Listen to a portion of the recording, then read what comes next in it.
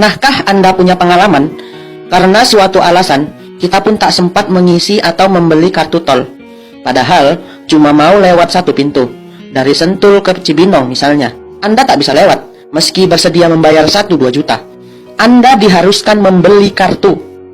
Tapi pernahkah kita bertanya, kenapa harus pakai kartu khusus? Kenapa ya tak disediakan 1-2 pintu untuk yang mau bayar tunai? Atau untuk yang mau bayar pakai kartu ATM?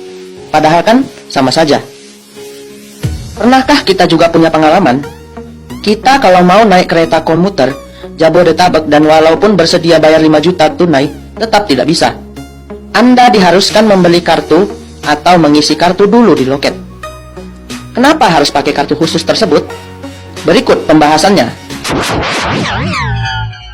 Jawabannya adalah karena semua uang pemakaian jasa yang masuk dari jalan tol, kereta komuter, dan fasilitas lain yang dijaminkan untuk pinjaman alias utang harus masuk ke satu rekening yang Anda dan siapapun tak pernah tahu rekening dan di bank apa dan siapa yang memilikinya. Yang pasti, bank-bank pemerintah seperti BRI, Mandiri, BNI membentuk satu konsorsium pendanaan infrastruktur. Konsorsium ini menampung pinjaman dari konsorsium pengusaha Tiongkok untuk mendanai pembangunan infrastruktur, khususnya jalan tol di Indonesia.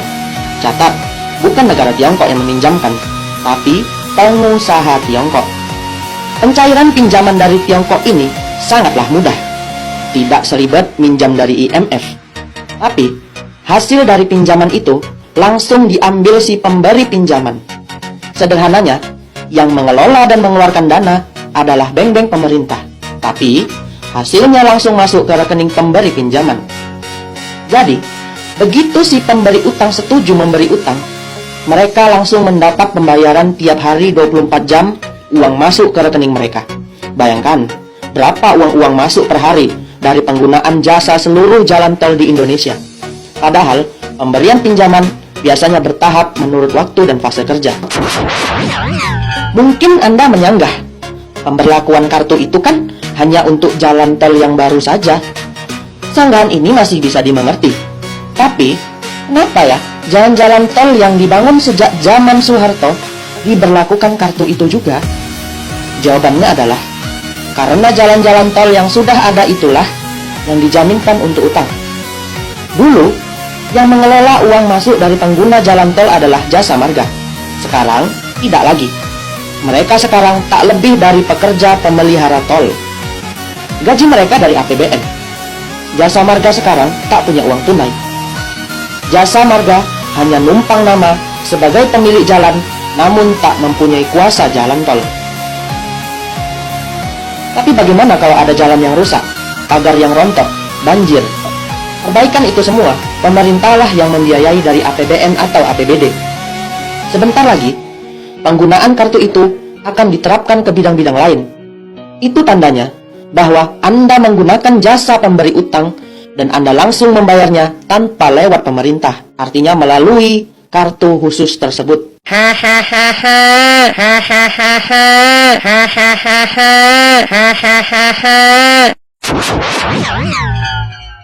Perhatikan pula, saat Anda mengisi kartu tol, tak mungkin hanya untuk satu jalan, karena sudah tersedia paketnya. Katakanlah 100.000.